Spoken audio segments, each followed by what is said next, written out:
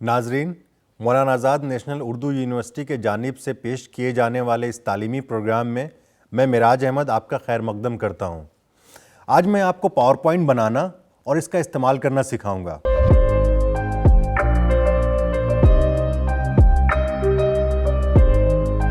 Power point Microsoft का एक software है जिसका इस्तेमाल प्रेजेंटेशन देने में किया जाता है। इसका इस्तेमाल स्टूडेंट्स, रिसर्च स्कॉलर्स, टीचर्स के अलावा बिजनेसमैन और दूसरे फील्ड के लोग अपनी बात को खूबसूरती और बेहतरीन तरीके से पेश करने में करते हैं। पावर पॉइंट के ज़रिए आप अपनी बात को मुख्तसर और बेहतरीन ढंग से दूसरों तक पहुंचा सकते हैं। आज के टेक्नोलॉजी के ज़माने में इसका इस्तेमाल बहुत ज़्यादा बढ़ गया है, इसलिए मैं आज आपको पावर पॉइंट कैसे बनाते हैं और इसका क्या क्या टूल्स है ये बताऊंगा। पिक्चर को आप अपनी स्लाइड में कैसे इंसर्ट करेंगे और इसको कैसे कस्टमाइज करेंगे ये मैं अब आपको बताऊंगा। जैसा कि नाम से जाहिर है, इंसर्ट का मतलब कि अगर कोई चीज भी हम बाहर से इस स्लाइड में इंसर्ट करना चाहें, वो इंसर्ट टैब में आएगा। जैसे सबसे पहला ऑप्शन इसमें न्यू स्लाइड का है। न्यू स्लाइड करेंगे तो एक स्लाइड और ऐड हो जाएगा। टेबल का ऑप्शन है, अगर हम टेबल इंसर्ट करना चाहें तो यहाँ पे ऑप्शन है कितने कॉलम्स चाहिए और कितने रोज चाहिए। उसी हिसाब से कॉलम्स और रोज में टेबल्स इंसर्ट हो जाएंगे। और फिर वैसे ही जैसा मैंने बताया था, टेबल को मॉडिफाई करने का एक नया टैब खुल के आ गया जो आप यहाँ से मॉडिफाई कर सकते हैं। इसमें बहुत सारे टेबल्स के प्रीसेट डिजाइन्स हैं। आप यहाँ से डिजाइन चूज करके इसको चेंज कर सकते हैं। उसका भी शेडिंग का ऑप्शन है, जैसा मैंने पहले बताया था। इसका कलर चेंज करना है, शेडिंग का ऑप्शन है। बॉर्डर्स अगर रखना है तो बॉर्डर्स भी दे सकते हैं। अगर ऑल बॉर्डर चाहिए तो ऑल बॉर्डर बन जाएगा। फिर इफेक्ट चाहिए तो ऐसा इफेक्ट आ जाएगा। और अगर बाकी के कलर्स भी चेंज करने हैं वो सारे यहीं से चेंज हो जाएंगे। टेक्स्ट के कलर, बॉर्डर्स के लाइंस के को अगर मोटा या पतला करना है तो यहाँ से चेंज हो जाएगा ड्रॉ बॉर्डर्स में से। उसके बाद जो ऑप्शन है पिक्चर इंसर्ट करने का है, इस पे क्लिक करते ही दो ऑप्शन आएंगे, एक दिस डिवाइस और ऑनलाइन पिक्चर। अगर आपका पिक्चर किसी कंप्यूटर में है तो दिस डिवाइस ऑप्शन सेलेक्ट करें, और अगर ऑनलाइन पिक्चर है तो ऑनलाइन ऑप्शन सेलेक्ट करें। मेरा पिक्चर चूंकि मैंने इसी सिस्टम में रखा हुआ है तो दिस डिवाइस क्लिक करूंगा। इसको ओपन करते ही वो फोल्डर खुल जाएगा जो आपने लास्ट खोला हुआ होगा। तो मैंने वीडियोस में पिक्चर्स पीपीटी के नाम से सेव किया हुआ है, तो ये पिक्चर सारे ओपन हो गए। इसमें से जो भी पिक्चर आपको यूज करना है उसको सिलेक्ट करें और इंसर्ट कर दें। वो पिक्चर यहाँ पे आ जाएगा उसी स्लाइड पे, जिस स्लाइड पे आप होंगे। अगर इस पिक्चर को बढ़ाना है तो आप कॉर्नर से सिलेक्ट करके इसको पिक्चर के साइज को इंक्रीज कर सकते हैं। अब इसको जैसे ही पिक्चर आपने ओपन किया, देखिए यहाँ पे पिक्चर फॉर्मेट का फिर से ऑप्शन सिलेक्ट होके आ गया। अब इस पिक्चर को अगर मॉडिफाइड करना है, बैकग्राउंड रिमूव करना है, तो आप बैकग्राउंड रिमूव कर सकते हैं। यहाँ से बैकग्राउंड रिमूव हो जाएगा। उसके बाद अगर करेक्शन करना है, जैसे इसका ब्राइटनेस और शार्पनेस, कॉन्ट्रास्ट, ये सब चेंज करना है तो आप यहाँ से चेंज कर सकते हैं। बाय डिफॉल्ट ये सारी चीजें हैं, आपको जो यूज करना है वो यूज करिए इसमें से सिलेक्ट करके। उसके बाद जो ऑप्शन है कलर का ऑप्शन है, अगर इसमें कोई कलर इंसर्ट करना है तो आप ये कलर इंसर्ट कर सकते हैं। आर्टिस्टिक इफेक्ट का ऑप्शन है, अगर कोई आपको इसमें आर्टिस्टिक इफेक्ट पसंद आ रहा है तो वो डाल दीजिए।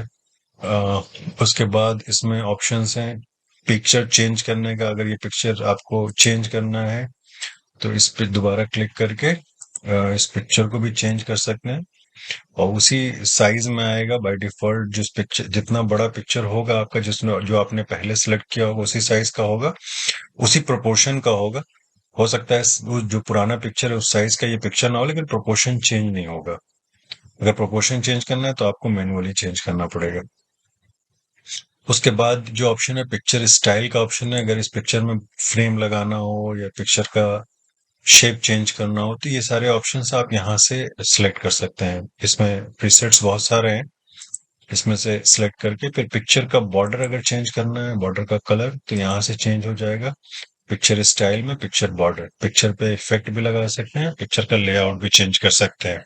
और उसमें जो पहले ऑप्शन था ब्रिंग फॉरवर्ड सेंड बैकवर्ड का, वो भी इसमें ऑप्शन है। अगर पिक्चर को इस टेबल के पीछे भेजना है तो सेंड बैकवर्ड करेंगे तो टेक्स्ट के पीछे चला जाएगा। मैंने ये आपको बताने के लिए किया, मुझे पीछे नहीं भेजना था, बस आपको चेक करने के लिए भेजा।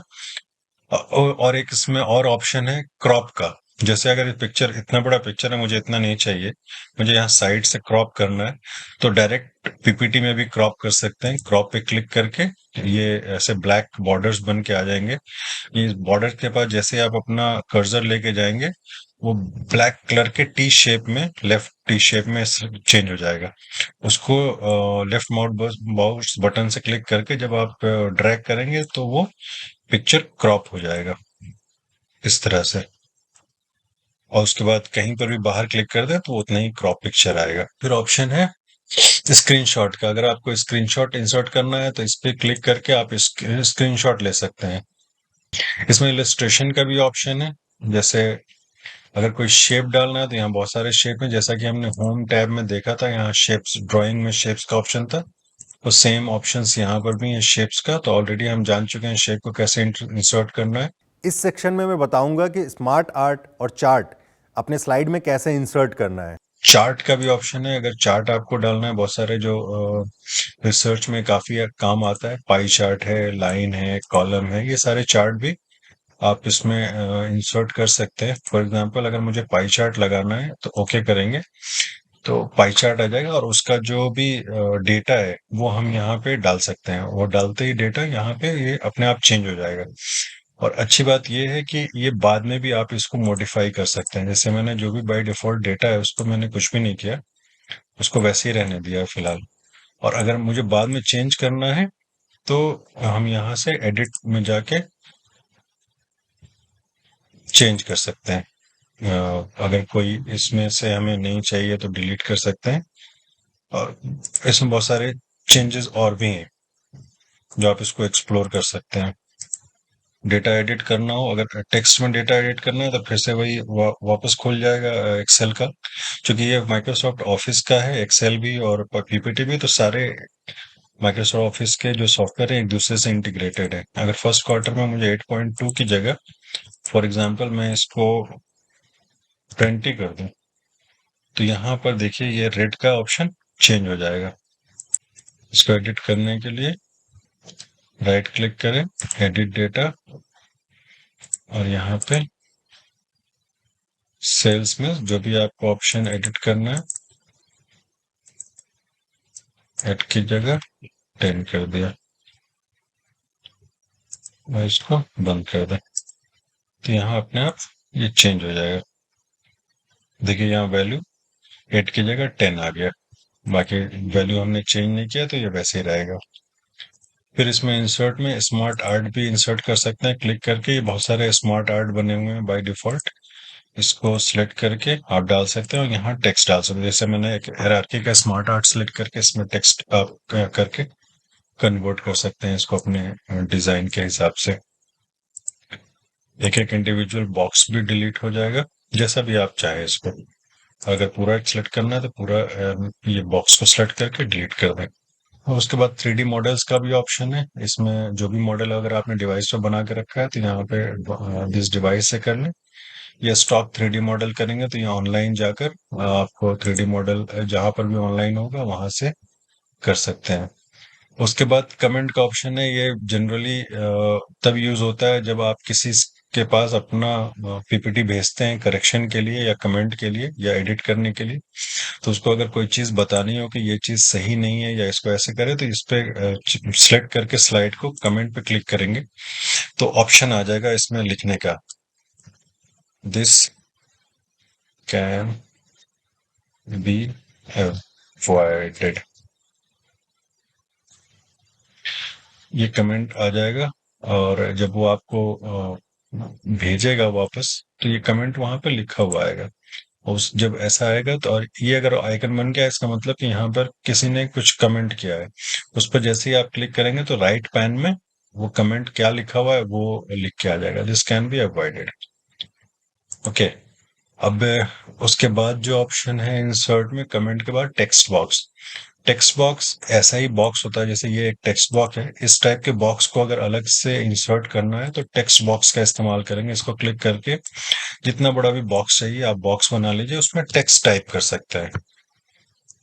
उसके बाद जो ऑप्शन है इंसर्ट में वो है हेडर और फुटर का। हेडर और फुटर का मतलब होता है जो ऊपर का स्पेस है और एक जो नीचे का स्पेस है। अगर मान लीजिए डेट और टाइम डालना है पीपीटी में, तो यहाँ पर ऑल ऑप्शन सिलेक्टेड नहीं है। अगर ऑप्शन हम सिलेक्ट कर देंगे तो जो भी डेट और टाइम है वो पीपीटी में आने लगेगा। और ये एक ऑप्शन है अपडेट ऑटोमेटिकली का। इसका मतलब ये हुआ कि जिस दिन ये पीपीटी खुलेगा उस दिन का बाय ऑटोमेटिक डेट वहां पे आ जाएगा, आपको डेट चेंज करने की जरूरत नहीं पड़ेगी। ये डेट के कुछ स्टाइल्स हैं, जैसे पहले यहाँ पे मंथ है, फिर डेट है, फिर ईयर है। इसमें अगर आप चेंज करके, पहले बहुत सारे ऑप्शंस हैं। पहले अगर आप डेट करना चाह रहे हैं, फिर मंथ, और मंथ लिखा हुआ इन टेक्स्ट, और फिर ईयर, तो इसको सिलेक्ट कर लें।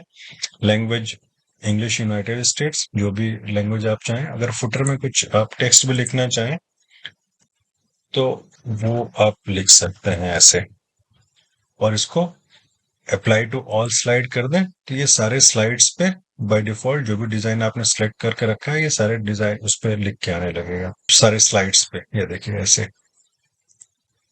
और अगर स्लाइड नंबर डालना चाहें तो भी डाल सकते हैं। यहाँ एडर एंड फुटर में स्लाइड नंबर का ऑप्शन देखिए, मैंने ब्लैंक छोड़ दिया था, इसको क्लिक कर देंगे तो अब स्लाइड नंबर भी लिख के आने लगेगा, 1, 2। और इस पिक्चर के पीछे देखिए व्हाइट में दिख नहीं रहा था, ये 3 लिखा हुआ है। अब इंसर्ट में वर्ड आर्ट भी है। अगर कोई टेक्स्ट आपने लिखा हुआ है उसको वर्ड आर्ट में करना चाहें तो बहुत सारे डिफॉल्ट ऑप्शंस हैं यहाँ पे वर्ड आर्ट के, जो आप सिलेक्ट कर सकते हैं। देखिए इसमें फिर वीडियो, ऑडियो, स्क्रीन रिकॉर्डिंग, ये भी इंसर्ट करने का ऑप्शन यहाँ पे आ रहा है। इसका मतलब जैसे हमने पिक्चर इंसर्ट किया है वैसे ही वीडियो भी इंसर्ट होगा। इसमें भी 2 ऑप्शन है, दिस डिवाइस या फिर ऑनलाइन वीडियो।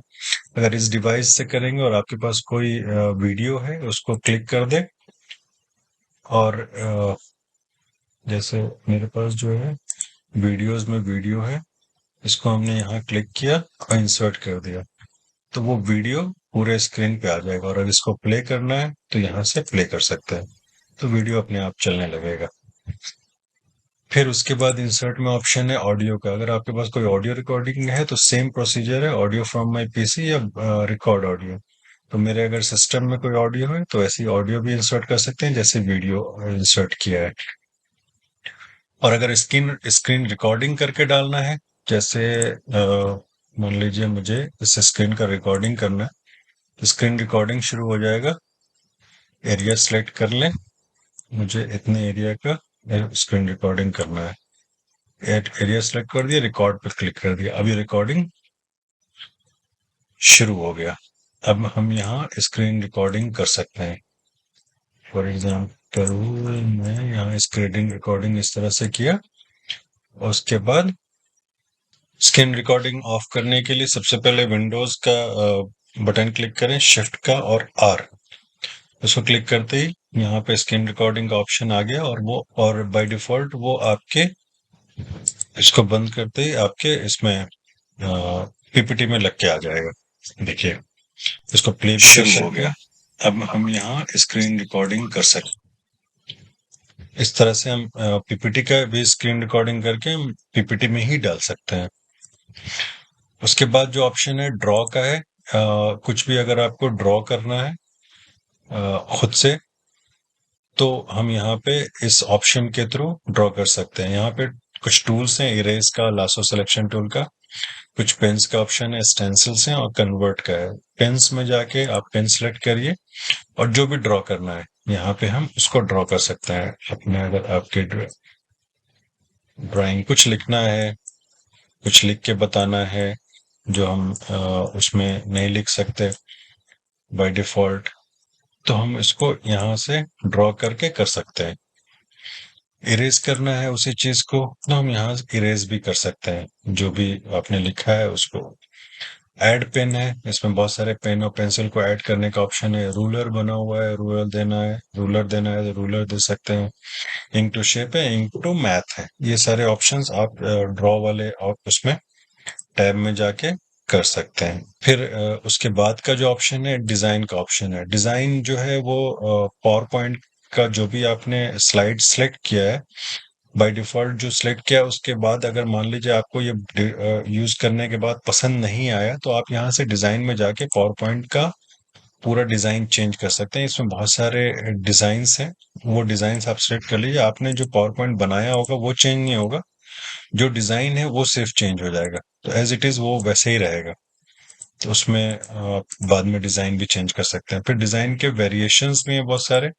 कलर कॉम्बिनेशन है, इस डिजाइन का अलग कलर कॉम्बिनेशन है, इसके अलग कलर कॉम्बिनेशन है, जो भी आप चाहें उसको चेंज कर सकते हैं। उसके बाद जो ऑप्शन है स्लाइड साइज का, दो स्लाइड है, दो स्टैंडर्ड साइज आते हैं, एक स्टैंडर्ड 4:3 और एक वाइड स्क्रीन 16:9। जो अभी मैं यूज कर रहा हूँ वो 16:9 है। उसके अलावा आप कस्टम साइज भी कर सकते हैं, जो भी आपको साइज की जरूरत हो। फॉर्मेट बैकग्राउंड में बैकग्राउंड को फॉर्मेट किया जा सकता है। अब आखिर में मैं आपको बताऊंगा स्लाइड्स में एनिमेशन और ट्रांजिशन कैसे करना है। उसके बाद जो ऑप्शन है वो है ट्रांजिशन का। जो ट्रांजिशन है वो स्लाइड के ऊपर लगता है। जैसे एक जनरल है कि अगर हम स्लाइड को स्लाइड शो करें तो वो एक सिंपल कट के शेप में आएगा। अगर इसको हम चेंज करके कुछ ट्रांजिशन डालना चाहें, जैसे सबसे पहले स्लाइड पे हमने फेड का ट्रांजिशन डाला, सेकंड वाले में हमने स्प्लिट का डाला और थर्ड में हमने पुश का डाल दिया। स्लाइड पे जैसे ट्रांजिशन लगेगा लेफ्ट साइड में स्टार ऐसा बन के आ जाएगा। उसके बाद अगर हम स्लाइड शो करते हैं तो ये जो ट्रांजिशन है वो अपना इफेक्ट करेगा। जैसे पहला ट्रांजिशन, दूसरा हमने 20 से स्प्लिट का डाला था, तीसरा पुशअप का है। इस टाइप से ट्रांजिशन आप लगा सकते हैं। उसके बाद स्लाइड में अगर कोई साउंड डालना है तो टाइमिंग के हिसाब से टाइमिंग वाले रिबन में साउंड का भी ऑप्शन है। बाय डिफॉल्ट जो साउंड है इसमें वो आप लगा सकते हैं। ड्यूरेशन भी चेंज कर सकते हैं, कितने ड्यूरेशन तक वो रहे स्लाइड।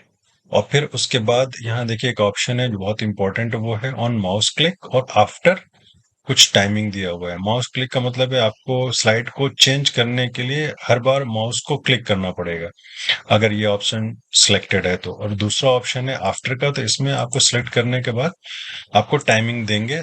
आप जितना भी टाइम देंगे उस हिसाब से वो स्लाइड उतने ही सेकंड के बाद खुद ब खुद चेंज हो जाएगा। जैसे मैंने पहले स्लाइड पे आफ्टर लगाया, 2 सेकंड का ऑप्शन दिया कि 2 सेकंड बाद बाय डिफॉल्ट चेंज हो जाए। दूसरे वाले स्लाइड पे भी हमने 5 सेकंड का ऑप्शन वो लगा दिया टाइमिंग। और तीसरे स्लाइड पे ऑलरेडी हमने 3 लगा दिया। उसके बाद जब हम स्लाइड शो करेंगे तो उसके ये जो है खुद ब खुद चेंज हो जाएगा 2 सेकंड के बाद। मैंने कोई भी माउस का बटन क्लिक नहीं किया है, ये अपने आप चेंज हो रहा है। उसके बाद जो टैब है वो है एनिमेशन का। अब स्लाइड में तो हमने ट्रांजिशन लगा दिया। अगर हम मुझे जो स्लाइड हमने ऑलरेडी सेलेक्ट कर रखा है उसमें एनिमेशन डालना है टेक्स्ट वगैरह में, तो हम एनिमेशन भी डाल सकते हैं। जैसे मैं चाह रहा हूं कि ये जो मानू लिखा हुआ है वो कुछ ही एक स्टाइल से आए, फ्लाई इन से आए। तो मानू फ्लाई करता हुआ नीचे से ऊपर आएगा, या अपियर हो सिंपल, या फेड हुआ, या स्प्लिट होकर आए। तो ये सारे ऑप्शंस इसमें है। और इसमें जैसे ही हम लगाएंगे तो ये फर्स्ट ऑप्शन लिख के आ गया। मैं बता रहा हूँ, अभी आपको बताऊंगा कि ये क्यों लिख कर आया है। उसके बाद ये मैं चाह रहा हूँ कि दूसरा जो इसमें कंटेंट अपीयर हो वो ये एरो अपीयर हो। तो उसके बाद हमें उस एरो को सिलेक्ट करके उसमें एनिमेशन लगाना है वाइप। फिर उसके बाद हमने इस वाले डाउन एरो के ऊपर एक एनिमेशन लगा दिया, स्विवल फॉर एग्जांपल। और तीसरा जो अपना ट्रायंगल है इसके ऊपर हमने एनिमेशन लगाया शेप का। अब जब हम इसको रन करेंगे तो सबसे पहले मानो लिख के आएगा, फिर उसके बाद एरो, फिर ये डाउन एरो, फिर ट्रायंगल। ये हमें कैसे पता चला? हमने चूंकि नंबरिंग हमने सीक्वेंस में पहले मानू को दिया था एनिमेशन, फिर इस एरो को, लेफ्ट एरो को, फिर ये डाउन एरो को, फिर फोर्थ में हमने ट्रायंगल को दिया। ये चारों एनिमेशन उसी सीक्वेंस में आएंगे जिस सीक्वेंस में आपने इसके ऊपर एनिमेशन डाला। उसी तरह जो एनिमेशन के ड्यूरेशन को वो हम यहाँ चेंज कर सकते हैं, ऑन क्लिक या फिर ऑटोमेटिक। ये सारी चीजें जैसा ट्रांजिशन में था वो वैसे ही यहाँ पर भी होंगी। और अगर आपको सीक्वेंस चेंज करना है, फॉर एग्जांपल हम चाह रहे हैं कि पहले मानू के बाद सीधे ये डाउन एरो आए, इसको चेंज करने के लिए एनिमेशन पैन को ओपन करें। यहाँ देखिए, यहाँ पे सबसे पहले फर्स्ट नंबर पे मानू है, सेकंड पे एरो है राइट, फिर थर्ड में डाउन एरो, फिर फोर्थ में ट्रायंगल। हमें सिर्फ करना कुछ नहीं है, इस एरो को इसके ऊपर ले आएंगे तो सीक्वेंस अपने आप चेंज हो जाएगा। अब डाउन एरो में देखिए, यहाँ नंबर चेंज होकर सेकंड आ गया और फर्स्ट मानू है। इसको एनिमेट करके देखते हैं। सबसे पहले मानू, फिर डाउन एरो, पहले ये थर्ड नंबर पे था, फिर ये एरो, फिर ये ट्रायंगल। ठीक है, ये सीक्वेंस चेंज कर दिया हमने। फिर एनिमेशन में ड्यूरेशन मॉड्यूलर, रीऑर्डर एनिमेशन में हमने जो रीऑर्डर करके दिखा दिया। उसके बाद जो ऑप्शन, जो टैब है, वो है स्लाइड शो का। स्लाइड शो में जो भी हमने स्लाइड शो करते हैं तो बाय डिफॉल्ट जो स्लाइड सिलेक्टेड होता है वहीं से होके आता है, अगर हमने नीचे से किया। यहाँ पे भी वही ऑप्शन है फ्रॉम द बिगनिंग में, चाहे स्लाइड कुछ भी सिलेक्टेड हो, अगर हम क्लिक करेंगे इसको तो सबसे पहले स्लाइड से ही एनिमेशन शुरू होगा। और अगर हम जो स्लाइड सिलेक्टेड है और उसके बाद सेकंड ऑप्शन सेलेक्ट करते हैं फ्रॉम करंट स्लाइड, तो वो उसी स्लाइड से शुरू होगा जो स्लाइड सिलेक्टेड होगा। फिर कस्टम स्लाइड शो में आप अपने हिसाब से स्लाइड को चेंज कर सकते हैं, स्लाइड शो कर सकते हैं। यहाँ पे ये पूरे ऑप्शंस हैं वैसे उसमें करके। इसमें रिहर्स टाइम का भी ऑप्शन है, रिकॉर्ड करने का भी ऑप्शन है। ये सारे ऑप्शंस हैं, आप इसको रिकॉर्ड करके देख सकते हैं कि ड्यूरेशन क्या है, रिहर्सल कर सकते हैं, वो सारी चीजें इसमें ऑप्शंस हैं स्लाइड शो में। उसके बाद जो टैब है वो रिकॉर्ड का टैब है। इसमें आप स्लाइड को रिकॉर्ड कर सकते हैं, स्क्रीनशॉट ले सकते हैं, स्क्रीन रिकॉर्डिंग कर सकते हैं, वीडियो रिकॉर्ड कर सकते हैं, ऑडियो रिकॉर्ड कर सकते हैं, सेव टू शो, एक्सपोर्ट, ये सारे ऑप्शन है सेविंग वाले। जो रिहर्सल के लिए, जैसे मान लीजिए आप कभी कहीं पर स्लाइड को दिखाना है, आपको रिहर्सल करनी है, तो यहाँ पे रिकॉर्ड करके आप दोबारा देख भी सकते हैं। वीडियो भी वीडियो बना सकते हैं, ऑडियो के फॉर्म में भी सेव कर सकते हैं। चौथा ऑप्शन जो है, इसके बाद का जो ऑप्शन है रिकॉर्ड के बाद का, रिव्यू का है। बेसिकली ये सारे स्पेलिंग मिस्टेक्स हो, कहीं पर कुछ ट्रांसलेट करना हो, लैंग्वेज का ऑप्शन हो, वो सारे ऑप्शंस यहाँ पे रिव्यू करने के लिए, स्लाइड बनने के बाद अगर कुछ रिव्यू करना है तो आप यहाँ आके इन सब चीजों, आपके पास ये बहुत सारे टूल्स हैं जिससे आप अपने स्लाइड्स को रिव्यू कर सकते हैं। उसके बाद जो ऑप्शन है व्यू का है, जैसे अभी अभी जो है नॉर्मल स्लाइड व्यू है। अगर आउटलाइन स्लाइड व्यू करेंगे तो यहाँ पे जो स्लाइड जितने भी बने होंगे वो लेफ्ट साइड में आ जाएंगे, और यहाँ पे जो स्लाइड का जो पोर्शन आपने बनाया होगा वो बन के आएगा राइट साइड में। स्लाइड शॉर्टर व्यू में बहुत सारे स्लाइड जितने भी बने होंगे वो इस थंबनेल के हिसाब से आ जाएंगे। नोट्स पेज में जो अगर आपने कोई स्लाइड का नोट बनाया होगा, जैसे यहाँ पे नोट लिखने का ऑप्शन आता है स्लाइड में, तो ये नोट के इस नोट नीचे लिख के आ जाएगा, उसके ऊपर स्लाइड होगा। रीडिंग व्यू में जो भी हम स्लाइड शो करते हैं बाय डिफॉल्ट वो व्यू आ जाएगा। उसके बाद इसमें बहुत सारे ऑप्शन है जो व्यू करने के लिए, आप इनको बारी बारी से यूज करके देखें, इसमें बहुत सारी चीजें चेंज होंगी। फिर गाइडलाइंस भी अगर चाहिए स्लाइड में तो गाइडलाइंस का भी ऑप्शन है यहाँ पे। ये सारी चीजें आप सिलेक्ट करके देख सकते हैं और यूज कर सकते हैं। जो भी बेसिक टूल्स थे वो मैंने आपको पीपीटी का बता दिया। एक बार स्लाइड बनाने के बाद जो सबसे पहला टैब फाइल का है वो ओपन करेंगे, और अगर स्लाइड को सेव करना है, सेव एज में जाकर जहां पर भी स्लाइड को सेव करना है वो सेव ऑप्शन को सिलेक्ट करके सेव कर सकते हैं स्लाइड को। मजीद जानकारी के लिए आप इस पते पर राब्ता कायम कर सकते हैं।